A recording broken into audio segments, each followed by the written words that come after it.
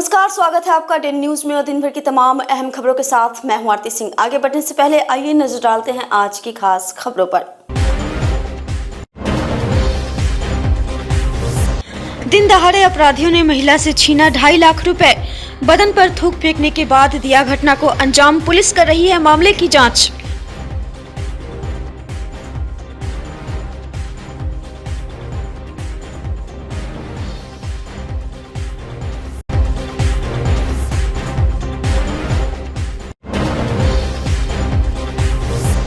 प्रेमी को ले भागी प्रेमिका।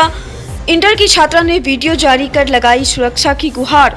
कहा प्यार करते हैं, जान भी देंगे।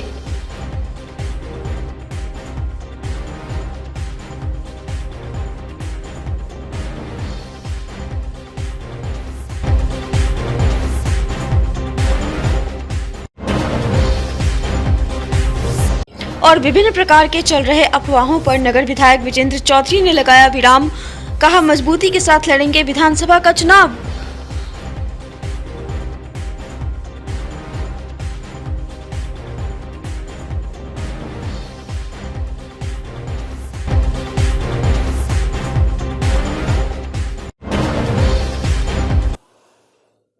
तो ये थी सुर्खियां और अब खबरें विस्तार से। मुजफ्फरपुर में बाइकर्स गैंग के अपराधियों ने शुक्रवार को रिटायर्ड सैनिक पवन कुमार सिंह की पत्नी सुनीता देवी से 2.5 लाख रुपए छीन लिया। काजी मोहम्मदपुर थाना क्षेत्र के कलमबाग रोड स्थित किलर शोरूम के समीप की है। वारदात को अंजाम देने के बाद दोनों अपराधी तेजी से बाइक भगाते हुए एलएस कॉलेज की ओर फरार हो गए। घटना की सूचना मिलने के बाद डीएसपी टाउन सीमा देवी, थानेदार रवि गुप्ता व दरोगा साकेत कुमार शार्दुल पुलिस टीम के साथ मौके पर पहुंचे। घटनास्थल के पास कपड़े के शोरूम में लगे सीसीटीवी कैमरे की जांच की तो इसमें बाइक सवार 2 अपराधियों की तस्वीर कैद मिली है। पुलिस अपराधियों के भागने की दिशा में सीसीटीवी फुटेज खंगाल रही है।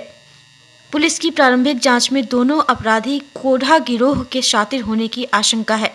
जानकारी के अनुसार रिटायर्ड सैनिक पवन कुमार सिंह सदर थाना क्षेत्र के गोबरसही के रहने वाले हैं।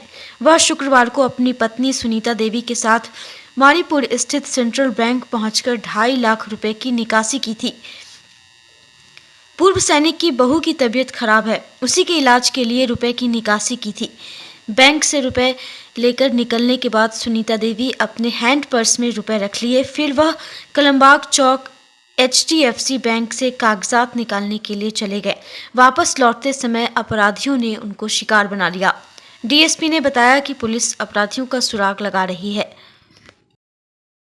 ये महिला एक आ रही थी स्कूटी पे और कुछ अज्ञात लोगों के द्वारा 2 लोग थे बाइक पे, उनसे उनका पर्स छीन लिया गया जिसमें मोबाइल भी था। थोड़ी दूरी के बाद उन्होंने मोबाइल बंद कर दिया है और जहाँ तक ये वादिनी बता रही हैं कि 2.5 लाख के आसपास अमाउंट था।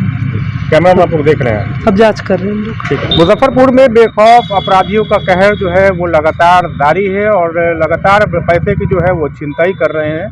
खासकर काजी मोहम्मदपुर थाना इलाके की बात करें तो अपराधी लगातार पुलिस को खुली चुनौती देते हुए छिनताई जैसी घटना को अंजाम दे रहे हैं और आज एक बार फिर से रिटायर्ड आर्मी जवान की पत्नी को निशाना बनाते हुए करीबन 2.5 लाख की लूट कर ली है। देख सकते हैं तस्वीरों में इस वक्त कलमबाग चौक के बीच की है। कलमबाग चौक से थोड़ी सी आगे की घटना है। क्या अंटी घटना घटी है, क्या हुई? अरे पैसा मेरा पर्स से छीन लिया और क्या घटना घटी? कैसे क्या हुआ पूरी बात बताइए। हम तो इधर से आ रहे थे, हम लोग स्कूटी से, बस वहीं से वो खींच लिया है हाथ में से। ऐसे इनको जोर से पकड़े थे इसमें लगा के, तो अभी इतना बैलेंस में एकदम खींचा, आराम से जा रहा है। बहुत लोग यहाँ था, हम सब लोग देखा है। बोला आंटी पल्सर गाड़ी को देखो ना बाबू, थोड़ा सा गाड़ी लेके चल जाओ बेटा, मिल जाएगा। नहीं गया, कुछ देर ले नर्वस हो गए, इनमें टाइम लग गया, जब तक निकल गया। कितना पैसा था? 2.5 लाख रुपया। अच्छा, पहले क्या किया? उसमें मोबाइल था। इधर से जाने के टाइम वो थूक भी गया है, तो ये बोल रहे हैं ऐसे उल्टी हो गया है। हम बोले ये उल्टी नहीं है, हमको शक हो रहा था क्योंकि 100 लोड़े हुए थे, तो 100 से तो ढका हुआ था, परसों था, तो 100 पहले हटाया है थूक फेंक के। इतना थूक फेंका, इनके शर्ट पर भी उगारे, हमारे सॉल पे भी वही रखे हुए हैं उस पे। अच्छा, वही साफ करने के लिए रुकी ना? नहीं, हम तो बैंक में गए, निकले हैं, हम लोग जा रहे थे, घर जा रहे थे, तब यहाँ छीन लिया है। छीन के किधर भागा? इधर गया। अच्छा, क्या कौन सी से था अपराधी, देख पाए आप? हाँ, पल्सर गाड़ी है, काला गाड़ी है। हल्ला उल्ला की? बहुत हल्ला की, कोई नहीं सुना। यहाँ से वहाँ तक हम दौड़े हैं, तो कोई भी जाइए गाड़ी लेके पीछे से जाइए, मिल जाएगा, कोई नहीं सुना। सब लोग देखा है, सब लोग देख रहा था। 2.5 लाख तो बड़ी रकम 2.5 लाख तो बहुत हम लोगों के लिए तो बहुत है। किस काम के लिए पैसा निकाले? बीमारी है, तबीयत खराब है किसी का, उसी के लिए निकाले। इनके इधर भागा एलएस कॉलेज। हाँ एलएस कॉलेज की तरफ भागा। कौन ब्रांच से निकाली थी? निकाले तो थे सेंट्रल बैंक से। और उसी में चेक बुक भी है सेंट्रल बैंक का। आप में थे? साथे में थे। क्या हुआ था? हम स्कूटी से लेके जा रहे थे और पीछे से मैडम के वही हाथ में से पर्स निकाल के खींच के भाग गया। आप लोग हल्ला किए? हल्ला किए। उसी में हमारा चेक बुक भी था, पासबुक भी था सेंट्रल बैंक का, और बैग में लेके खींचे। लेडीज पर्स हाँ खुला था, काला था, बड़ा सा चेहरा था। आगे पल्सर भी चला था, उसका था हेलमेट से मुंह ढका हुआ, अब पीछे वाला के मुंह खुला हुआ था। पीछे वाला लेके कहाँ पर फेंका था? इधर से जाते हुए जाने के समय से बीमारी के लिए इलाज कराने के लिए। हाँ। तो जो पीड़ित है उनको आप साफ तौर पर सुन सकते हैं किस तरह से घटना को अंजाम दिया गया। इन्होंने सारी बातों को बताया। फिलहाल काजी मोहम्मदपुर थाने की पुलिस जो है मामले की जांच कर रही है। सीसीटीवी से अपराधियों की पहचान कर ली गई है। फिलहाल जो पुलिस का कहना है कि जो गिरोह है जो जिसने पैसा लूटा है उसकी तलाश की जा रही है, और पुलिस का कहना है कि विभिन्न इलाकों में अपराधियों की गिरफ्तारी के लिए छापेमारी की जा रही है। कैमरा पर्सन रविकांत के साथ आमिर, डेन न्यूज, मुजफ्फरपुर। मुजफ्फरपुर में एक प्रेमी जोड़े ने घर से भागकर मंदिर में शादी कर ली। अब उसे अपने परिवार वालों से जान का खतरा सता रहा है, जिसका एक वीडियो बनाकर सोशल मीडिया पर वायरल किया है।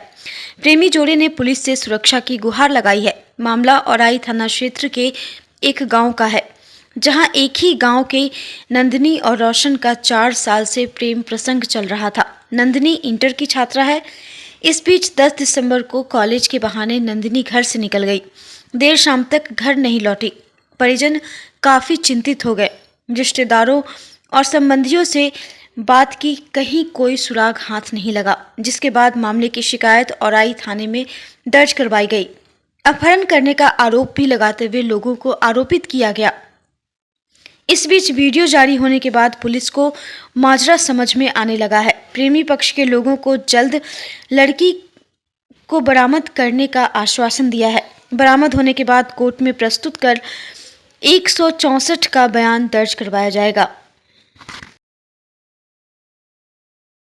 मेरा नाम नंदिनी कुमारी है। मेरा उम्र 18 वर्ष से ऊपर है। मैं अपने गांव के रोशन नाम लड़के से प्यार करती थी। 3-4 साल से बातचीत करते थे। इनके बारे में मेरी फैमिली को पहले से पता था। मैंने फैमिली वाले को बोला कि हमको इनसे शादी करना, पर मेरी फैमिली वाले राजी नहीं हुए और मेरा शादी किया और ज़बरदस्ती कर रहे थे। इसीलिए मैं 10 तारीख 12 महीने 2024 को घर से कॉलेज के बहाने निकली। कॉलेज के बहाने निकल कर स्टेशन पर ट्रेन पकड़े, दिल्ली पहुँच कर इनके पास कॉल किया, भी आप रहिए, और हमको ले चली। ये आप स्टेशन पर हमको ले गए। हम दोनों मंदिर में शादी की। हम दोनों पति पत्नी, हम दोनों जहाँ भी जहाँ पर खुश है। मेरी फैमिली द्वारा मेरे ससुराल वालों को पुलिस द्वारा टॉर्चर किया जा रहा है। अगर मेरे ससुराल वालों में मेरे ससुराल को किसी को भी कुछ होगा तो मैं अपनी जान दे दूँगी, और इसका जिम्मेदार है मेरे सुखचंदर चाचा, गौरी चाचा, रवि चाचा, अमित भाई और मेरे पापा होंगे। शुक्रवार को मुजफ्फरपुर के नगर विधायक विजेंद्र चौधरी ने अपने आवास पर प्रेस कॉन्फ्रेंस कर शहर में चल रही चर्चाओं को अफवाह बताते हुए इसे विरोधियों की साजिश बताया है। आपको बता दें कि शहर में चर्चाओं का बाजार गर्म था कि विजेंद्र चौधरी बीमार हैं और चुनाव नहीं लड़ेंगे। उनकी जगह उनकी बेटी चुनाव मैदान में उतरेगी। वहीं कुछ लोगों ने तो यहाँ तक कहा कि विजेंद्र चौधरी कांग्रेस छोड़ किसी दूसरे दल का दामन थाम सकते हैं। इन सभी अफवाहों पर विराम लगाते हुए विजेंद्र चौधरी ने कहा कि वह पूरी तरह से स्वस्थ हैं और कांग्रेस उन्हें टिकट देती है तो वह फिर से मुजफ्फरपुर नगर क्षेत्र से चुनाव लड़ेंगे। नगर विधायक ने कहा कि शहर के सर्वांगीण विकास के लिए हमेशा प्रयत्नशील हूं और विकास कार्य को जमीनी स्तर पर लाने की कोशिश तत्परता से कर रहा हूं। मुजफ्फरपुर शहर के प्रमुख सड़क का निर्माण कार्य और नगर के सभी मोहल्ले में सड़क और नाला पुलिया का निर्माण कार्य भी कराया गया है। जनता की ज्वलंत समस्याओं का निराकरण करने के लिए मैं हमेशा उपलब्ध रहूंगा। क्योंकि बहुत सारी बातें शहर में या राजनीति में चर्चा का विषय बना रहता है। कई लोग ये प्रचार करते हैं इस बार विधानसभा चुनाव हम नहीं लड़ेंगे, हमारी तबीयत खराब है, सक्रियता कम है। आज हम प्रेस कॉन्फ्रेंस के माध्यम से मुजफ्फरपुर जिले के साथियों को ये बताना चाहते हैं कि हमारी तबीयत भी ठीक है और गठबंधन या पार्टी ने चुनाव लड़ने का निर्देश दिया तो हम चुनाव लड़ेंगे। हमारे घर में कोई दूसरा राजनीति करने वाला नहीं है, इसलिए चुनाव हम लड़ना होगा तो हम ही लड़ेंगे। हमारे परिवार का कोई दूसरा सदस्य नहीं है, क्योंकि प्रचार लगातार किया जा रहा है कि चुनाव नहीं लड़ेंगे, एक्टिव नहीं है। तो ये सब बातों को भूल गए लोग। जिस जनता ने हमें 5-5 बार जिताने का काम किया है, वो जनता को छोड़ करके एक बार हम गए थे तो हम खामियाजा भुगते थे। अब हम दोहरा गलती नहीं करने वाले हैं और चुनाव लड़ना होगा तो हम ही लड़ेंगे। उसके लिए हमने पत्र जारी किया है कार्यकर्ता साथियों से, बूथ कमेटी बनाने के लिए लोगों से के बीच जा कर के क्या कमी है, क्या परेशानी है, उसको जानने के लिए। और जो हमारा 2 साल बर्बाद हुआ कोरोना काल में, उसका सारा काम जो पेंडिंग है, उस सब काम को हम विधानसभा चुनाव के पहले कराएंगे। स्मार्ट सिटी का भी काम तेजी से बढ़ेगा। अब काम के पीछे ही हमको भागना है, क्योंकि स्वास्थ्य भी ठीक है और लोगों का मनोबल भी अच्छा है। सामने चाहे जो जिन किसी को भी लड़ना होगा लड़े, तैयारी करें। लेकिन हम जो जनता में जा रहे हैं तो जनता का बहुत अपार समर्थन मिल रहा है, सहयोग मिल रहा है। और नगर निगम में जो गुटबाजी था उसको भी समाप्त करने में हमने सफलता प्राप्त की है और चुनाव तक कोई विवाद आपस में नहीं रहे, काम में बाधा नहीं उत्पन्न हो। पहले भी हम प्रयास करते रहे थे, लेकिन अभी विस्तार से हम कुछ लोग इसी काम में लगे हुए हैं कि भाई काम बाधित हो, जो शहर का विकास होना है, जो डिले हो रहा है काम वो और डिले हो, तो उसमें हम अंकुश लगाएंगे। प्रतिदिन हम 2 घंटा नगर निगम में जा रहे हैं। नगर निगम से संबंधित जितने काम है, जितना सड़कों का निर्माण, जो मुख्य सड़कें हैं शहर भर की, ग्रामीण क्षेत्रों की, तो उन सबको चुनाव के पहले हमको लगता है कि सफलता मिलेगी। बिहार लोक सेवा आयोग द्वारा एकीकृत 70वीं संयुक्त प्रारंभिक प्रतियोगिता परीक्षा का शुक्रवार को आयोजन किया गया। मुजफ्फरपुर के 42 परीक्षा केंद्रों पर दोपहर 12 बजे से 2 बजे तक एक पाली में परीक्षा आयोजित की गई। परीक्षा के सफल एवं सुचारू आयोजन और कदाचार मुक्त एवं शांतिपूर्ण संचालन हेतु जिला प्रशासन की ओर से पर्याप्त संख्या में पुलिस बल की प्रतिनियुक्ति की गई थी। किसी भी परीक्षार्थी को परीक्षा कक्ष में मोबाइल फोन, कैलकुलेटर या अन्य किसी भी प्रकार की इलेक्ट्रॉनिक सामग्री ले जाने की अनुमति नहीं थी। परीक्षा देने के लिए बिहार के अलावा झारखंड व यूपी से भी कई छात्र पहुंचे थे, जो देर रात ही स्टेशन पर पहुंच गए थे। परीक्षा देकर जब वह निकले तो व्यवस्था पर अपनी संतुष्टि जताई। छात्रों ने बताया कि क्वेश्चन पेपर औसत दर्जे का था, जिससे छात्रों को कोई परेशानी नहीं हुई। उम्मीद है कि परिणाम बेहतर आएगा। हालांकि ठंड की वजह से परीक्षार्थियों की उपस्थिति 60% ही रही। फिर भी परीक्षा समाप्त होने के बाद घर लौटने के लिए स्टेशन पर परीक्षार्थियों की भीड़ उमड़ पड़ी। इस दौरान शहर के सभी चौक चौराहों पर जाम की स्थिति रही, जिससे निजात पाने के लिए ट्रैफिक पुलिस वालों को काफी मशक्कत करनी पड़ी। कांस्टेबल लेवल से भी नीचे था पेपर। अच्छा गया, कैसा गया? इजी था पेपर, कट ऑफ कैसा गया भैया?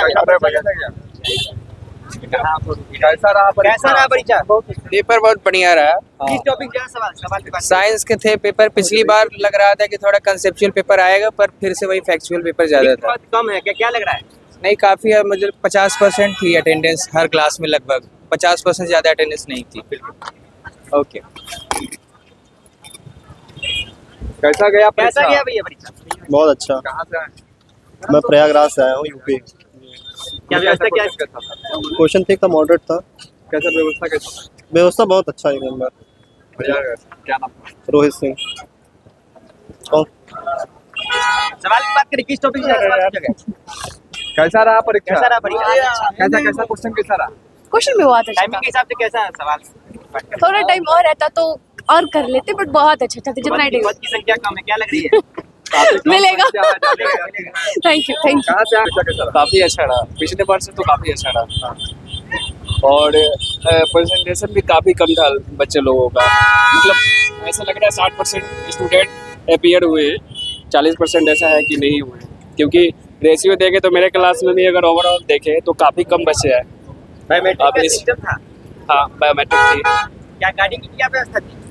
क्या क्या थी? गार्डिंग की व्यवस्था क्या कुछ थी? ऐसा तो कुछ नहीं, चेक वगैरह हो रही थी, सिंपल जैसे चेक होता है वैसे। उम्मीद क्या रहेगी? उम्मीद यही है कि कट ऑफ ज़्यादा जाएगा, क्योंकि इस पर जो टाइप का क्वेश्चन पूछा गया है एकदम शॉर्ट, कट ऑफ ज़्यादा जाएगा। तो पहली बार है, कहाँ से आए? बनारस से आए, बाहर से आए? कब यहाँ कब आए? और कल ही आए यहाँ पे। कैसी तैयारी कैसी है? तैयारी ठीक ठाक थी, बढ़िया हुआ। बाकी पहला परीक्षा है, दूसरा है? नहीं, दूसरा टाइम। क्या कुछ लग रहा है? बस यही कट ऑफ लगता है, थोड़ा हाई जाएगा इस बार। किस टॉपिक से ज्यादा सवाल पूछे गए? करंट से और हिस्ट्री से भी थे, पॉलिटी से भी थे। बाकी व्यवस्था कैसा? व्यवस्था ठीक था। कहाँ से आए थे परीक्षा देने को?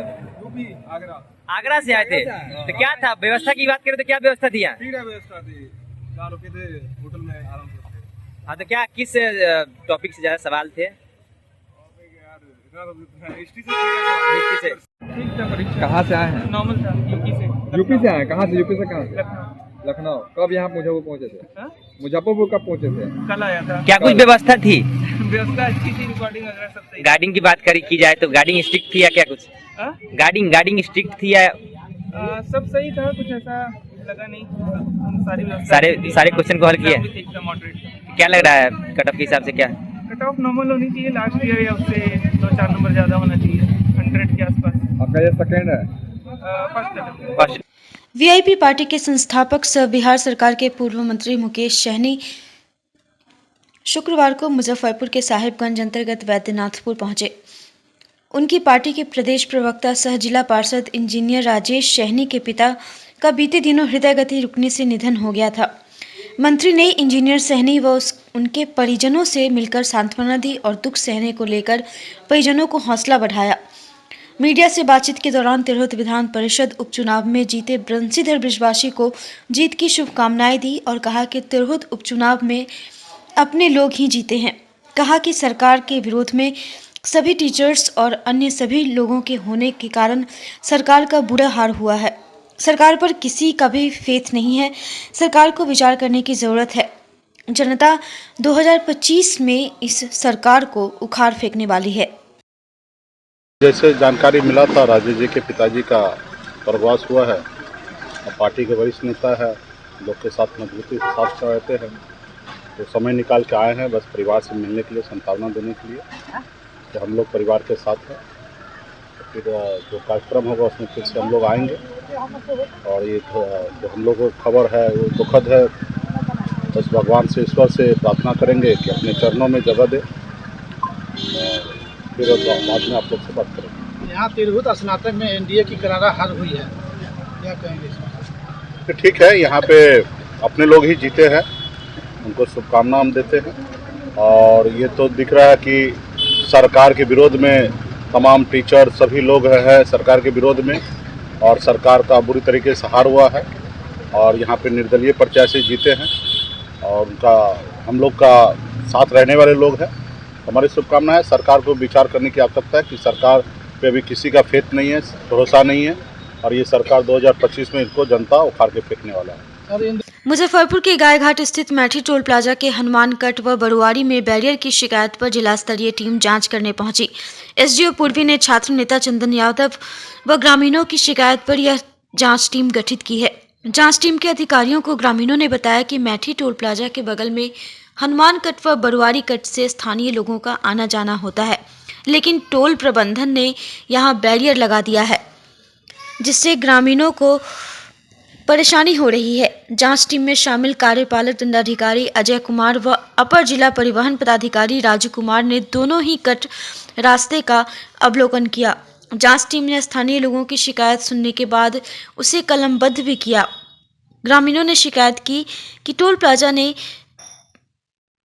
के आसपास 10 किलोमीटर के दायरे में आने वाले सभी रास्तों के लीकेज को बंद करने का मौखिक आदेश दिया है, जिससे लोगों की परेशानी बढ़ गई है।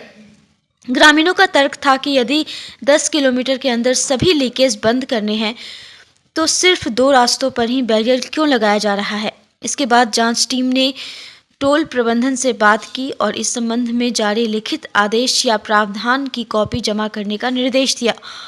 जांच टीम के निरीक्षण के दौरान मामले की शिकायत करने वाले चंदन यादव समेत बड़ी संख्या में ग्रामीण मौजूद थे।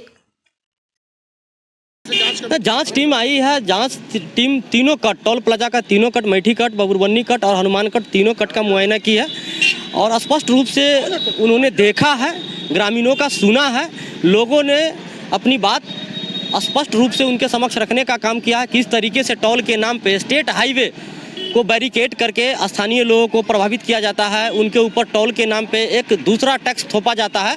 सारी बात पब्लिक ने अपने स्तर से ये जांच कमेटी के समक्ष रखी है। जांच टीम ने स्थानीय लोगों का सुनने के पश्चात टोल के मैनेजर से भी बात किए हैं और मुझे भी ये कहा गया है जो गजट है वो आप लेके आइए ऑफिस।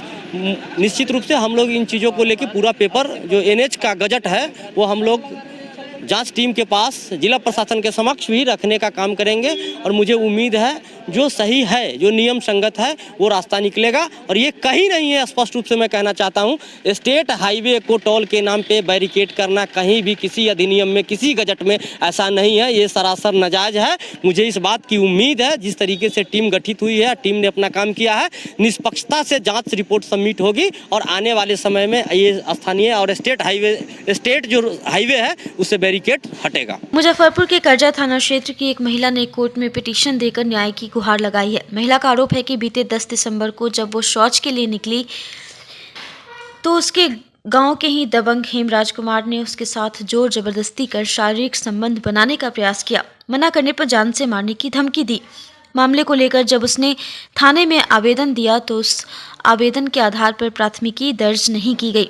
लगातार वो थाने का चक्कर लगा रही है, लेकिन आरोपित व्यक्ति के दबाव में थाना उसकी प्राथमिकी दर्ज नहीं कर रही है। इसकी शिकायत उन्होंने SSP से जनता दरबार में भी की, बावजूद अभी तक थाने में प्राथमिकी दर्ज नहीं की गई। मजबूरन उन्होंने शुक्रवार को कोर्ट का सहारा लिया, जहां उन्होंने पिटीशन के माध्यम से थाने में प्राथमिकी दर्ज करने की गुहार लगाई है। हमको पास में ना गलत काम कर रहे थे तो हम कहे कि नहीं, हम गलत काम नहीं करेंगे। तो कह रहा था कि नहीं गलत काम कीजिएगा, तो हम कहे कि नहीं। तो बोला था कहते कि नहीं गलत काम कीजिएगा ना तो तुमको हस्बैंड को तुमको घर से निकाल दिया जाएगा, नहीं तो हमको पास में गलत काम करो तुम। तो हम बोले कि नहीं, हम गलत काम कभी नहीं। तो आपको पति है ना, से आपको पति को नाम कटवा दिया जाएगा, तो हमको पास में गलत काम करो। तो हम कहीं नहीं करेंगे। तो बोला कितना लोग अकेले था। अकेले आया? पहले से उससे कोई विवाद है क्या? हाँ, पहले से भी दुश्मन नहीं था। क्या चीज़ का दुश्मन है? जमीन का? मैंने दुश्मन मारपीट का भी जमीन के तो हुआ था। तो क्या हुआ कि हमसे बोलो घर में रहल मुश्किल कर देंगे। कहे कि घर में रहल मुश्किल कीजिए। तो हाँ, घर में रहल हम लोग भी भागल फिर रहे हैं, चल रहे हैं, घर पर भी नहीं रह रहे हैं। भी करजा थाना भी गए तो वहाँ भी सुनवाई नहीं लिया। तो हम महिला थाना भी गए, महिला थाना भी सुनवाई नहीं लिया। क्या बोला वो लोग? कह रहा कि नहीं, हम काम आपको नहीं करेंगे। क्यों नहीं करेंगे? बोलो से आप गरीब आदमी हैं। हम कहे कि हम गरीब आदमी हूँ, पैसा वाला आदमी है। तो नहीं, हम काम नहीं करेंगे। बोलो तुम लोग का, बोलो झूठा केस, बोलो तुम लोग कर रहे हो। बोलो आज कहाँ है? बोलो झूठा केस है। बोलो हम नहीं, कोर्ट में है जी, कोर्ट तो कोर्ट से केस किए हैं। इस मामले में जो महिला पीड़ित महिला है ये शौच करने गई थी और इसी दरमियान एक अभियुक्त है इनके साथ जबरन संबंध बनाने का प्रयास किया। और इसके बाद जो ये महिला है ये अपना जो ये थाना है वो अपना थाना में गई, महिला थाना है वहाँ पर भी गई, SP साहब के पास भी गई, लेकिन इसके बावजूद भी इनका जो FIR है अभी तक दर्ज नहीं हो पाया। तो अब ये थक हार करके हमारे पास आई हैं। कहाँ का मामला है? तो ये थाना का है। कहाँ का मामला है? करजा थाना का है। इसके पहले दोनों थाने पर गई, इनका नहीं लिया नहीं लिया गया। आज कोर्ट में क्या ये किसके खिलाफ मामला दर्ज हुआ? कितने लोग है उसी के खिलाफ ये मामला दर्ज करने आए हैं। कोर्ट के माध्यम से किया जाएगा? हाँ, किया जाएगा। अब परिचय हो गया आपका? अगला सुनवाई कब है? अभी नहीं, अभी तो केस फाइल किया जाएगा, उसके बाद क्या परिचय? दिव्यांगजन अधिकार अधिनियम 2016 की धारा 23 में निहित प्रावधान के कार्यान्वयन हेतु प्रत्येक सरकारी स्थापना में शिकायत प्रतितोष अधिकारी की नियुक्ति के संबंध में आरटीआई एक्टिविस्ट रजी हसन ने जनता दरबार के माध्यम से जिलाधिकारी को ज्ञापन सौंपा। मामले के संबंध में जानकारी देते हुए आरटीआई एक्टिविस्ट रजी हसन ने बताया कि 2016 में ही दिव्यांगजन अधिकार अधिनियम धारा 23 लागू हुआ था, जिसके अनुसार सभी सरकारी कार्यालयों में दिव्यांगजनों की शिकायत और निवारण के लिए अलग से एक अधिकारी की नियुक्ति करनी थी। जब उन्होंने सूचना अधिकार के तहत जानकारी प्राप्त की तो उन्हें मालूम हुआ कि अभी तक एक भी सरकारी कार्यालय में अधिकारी की नियुक्ति नहीं की गई। तब उन्होंने आज जनता दरबार के माध्यम से जिलाधिकारी को ज्ञापन सौंपकर सभी सरकारी कार्यालय में अधिकारियों की नियुक्ति करने का मांग किया है। आज मैं जनता दरबार में गया था अपना फरियाद लेके। 2016 में दिव्यांग एक्ट बना था, दिव्यांग के भलाई के लिए, उसके उद्धार के लिए या दिव्यांग के आवाज़ सुनने के लिए। तो जिलाधिकारी को एक आदेश आया था कि दिव्यांग के लिए सभी कार्यालय में एक अधिकारी को नियुक्त करना है, परंतु अब तक नहीं देख रहे थे कि कोई कहीं पर भी सुनवाई नहीं हो रहा था, दिव्यांग का कोई अलग से अधिकारी नहीं था। तो मैंने आरटीआई से प्राप्त किया। प्रथम अपील के बाद यह मालूम चला है कि किसी कार्यालय में दिव्यांग को सुनने के लिए कोई अधिकारी नहीं है। तो उसी का एक आवेदन दिया है कि नियुक्त किया जाए, और जो आपके चिट्ठी आया हुआ है पटना से, उसको कम से कम पालन किया जाए। और इस मुजफ्फरपुर ज़िले में 6 दिव्यांग को उद्धार करने के लिए एनजीओ है, जो एनजीओ अपना काम ही नहीं कर रहे, सिर्फ नाम के लिए एनजीओ है। तो इसलिए दिव्यांग जन के लिए सभी अधिकारी को नियुक्त किया जाए। और कौन-कौन एनजीओ है? एनजीओ का नाम अभी मेरे पास है, वो हम आपको लिस्ट भेज देंगे, वो आप देख लीजिएगा। क्योंकि मैंने वो भी आरटीआई से प्राप्त किया था कि दिव्यांग के लिए एक कार्ड बनता है, जो इन एनजीओ को बनाना है। न कहीं पर वो कैंप लगाते हैं, नहीं पर कुछ लगाते हैं। उसका भी हम फ़ोटो स्टेट भेज देंगे। वो भी आरटीआई से मैंने निकाल के तब मैंने कंप्लेन किया था, लेकिन अब तक कोई सुनवाई नहीं है। जनता दरबार में? जी, जनता दरबार में अपना फरियाद लेके गए हैं, तो सिर्फ का फॉरवर्ड कर दिया गया। अब देखते हैं इसका रिपोर्ट आता है कि नहीं जनता दरबार में, क्योंकि जिला के तो मालिक यही है, इन्हीं के पास आया था। सहकारिता विभाग के जिला प्रतिनिधि के लिए हुए चुनाव में सैन कुणाल काटी से भी निर्विरोध व्यापार मंडल के प्रतिनिधि निर्वाचित हुए हैं। उनके अलावा पारू से शंभू प्रसाद सिंह और गायघाट से संजीत कुमार भी निर्विरोध चुने गए हैं। जिला सहकारिता पदाधिकारी ने बताया कि पैक्स प्रतिनिधि के लिए हुए चुनाव में एक ही नामांकन होने के कारण तीनों प्रत्याशियों को निर्विरोध चुना गया है। निर्वाचित सदस्यों को प्रमाण पत्र भी प्रदान किया गया है। पत्रकारों से बातचीत करते हुए सैन कुणाल ने कहा कि मेरा उद्देश्य जिला स्तर पर एग्रो बेस्ड उत्पादन को और बढ़ावा देना है और कोशिश रहेगी कि इसके लिए रॉ मटेरियल स्थानीय स्तर पर खरीद की जाए, न कि बाहर से लाई जाए। उन्होंने अपनी जीत के लिए सभी मतदाता और उनके पीछे जुड़े लोगों का आभार जताया और कहा कि पद को लेकर कोई लालसा नहीं है। उन्होंने कहा कि मैं प्रतिनिधि बना हूं तो यहाँ के वोटर्स और लोगों से विचार विमर्श करूंगा और जो भी फैसला लिया जाएगा उसे लेकर आगे बढ़ा जाएगा।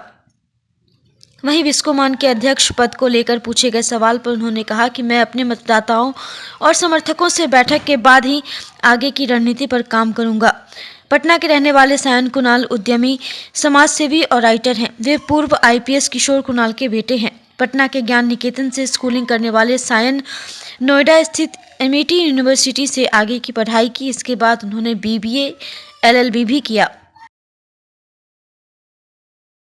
अब तो जब अगले चुनाव की अधिसूचना जारी होगी तब विचार किया जाएगा अपने लोगों के बीच, लेकिन सबसे प्रथम यहाँ के मतदाताओं को धन्यवाद देना चाहते हैं कि इतना आशीर्वाद और प्यार आप लोगों ने दिया।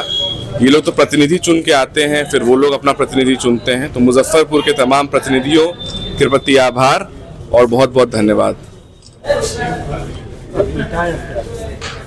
जी, प्राथमिकता तो सबसे पहली ये है कि जो यहाँ पर जो फैक्ट्रीज लगी हैं, जो एग्रो बेस्ड फैक्ट्रीज हैं, उनके बारे में जो सूचना आई है कि वो जो रॉ मटेरियल का जो यूज़ करते हैं वो यहाँ के बाहर के किसानों से खरीदने का काम करते हैं। सबसे पहली प्राथमिकता है कि जो यहाँ जैसे मान लीजिए जो एथेनॉल प्लांट है, उस एथेनॉल प्लांट में जो रॉ मटेरियल यूज़ होता है वो यहाँ के किसानों से खरीदा जाए। ये सबसे पहली प्राथमिकता है कि जिससे यहाँ के किसानों को फ़ायदा होगा। इन्हीं कुछ चीज़ें हैं जिनके साथ आगे बढ़ा जाएगा। कल जैसे सुधा डेयरी की बात कर रहे थे कि अमूल को टक्कर दिलवाने का काम करेंगे सुधा डेयरी, उसको लेकर उसके बारे में तो सुधा डेयरी तो एक अलग एंटिटी है, बिस्कोमान अलग एंटिटी है, लेकिन ये ज़रूर है कि सुधा का इतना व्यापक प्रचार हो, उसकी गुणवत्ता के बारे में लोग जाने, कि बाहर के लोग भी इसके प्रति अपनी उत्सुकता दिखाएं। जैसे आप नंदिनी घी के बारे में ज़रूर जानते हो कि कर्नाटक मिल्क फेडरेशन, उसका घी तमिलनाडु में यूज़ होता है, आंध्र प्रदेश में यूज़ होता है। तो ये एक अलग विचार था कि कोऑपरेटिव एज अ होल, अभी तो ये बिस्कोमान का चुनाव था, लेकिन cooperative as a whole Bihar में ऐसा इकोसिस्टम डेवलप करे कि अच्छे लोग, युवा लोग, पढ़े लिखे लोग इसमें आगे आएँ, इसकी बागडोर को संभालें और इसको देश भर में इसका नाम करें। श्री रानी सती मंदिर दादी धाम के द्वारा मुजफ्फरपुर क्लब मैदान में आयोजित श्री राम कथा के दूसरे दिन नवधा भक्ति में गुजरी। कथावाचक श्री मुरलीधर जी महाराज ने कहा कि भगवान की भक्ति का सबसे सरल साधन राम जी की कथा है। संसार सागर में राम कथा एक सुंदर नौका के समान है। सरलता से बैठकर संसार रूपी सागर से पार पाया जा सकता है। साधक के जीवन में निरंतर सत्संग बना रहता है, तब वह अपने लक्ष्य से नहीं भटकता है। नवधा भक्ति का जिक्र धर्म ग्रंथों में मिलता है। त्रेता युग में भगवान श्री राम ने मां शबरी से नवधा भक्ति के बारे में कहा था। नवधा भक्ति का अर्थ 9 प्रकार से भक्ति होता है। कथा के प्रारंभ में सपरिवार यजमान पुरुषोत्तम जी देवरा, रामकथा के संयोजक गरीबनाथ बंका, प्रभात बंका, ललित केजरीवाल, बेनी बाबू चांद कोठिया, राजकुमार केड़िया, रेवती रमन गोयनका, राम गोपाल जालान ने सपरिवार व्यासपीठ का पूजन किया। हजारों श्रद्धालु ने इस दौरान कथा का आनंद लिया।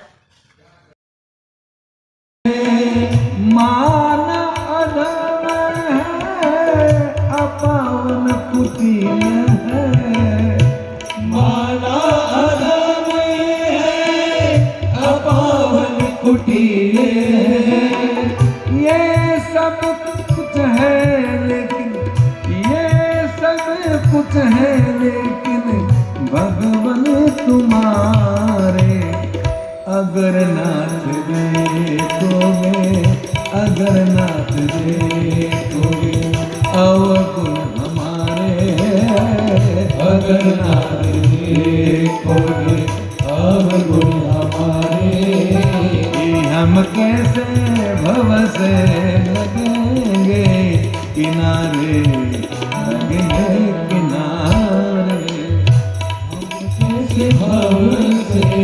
लगेंगे किनारे, लगेंगे किनारे।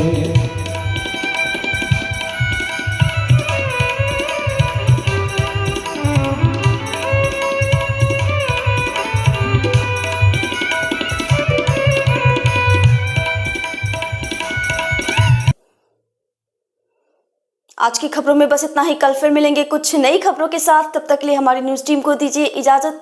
नमस्कार।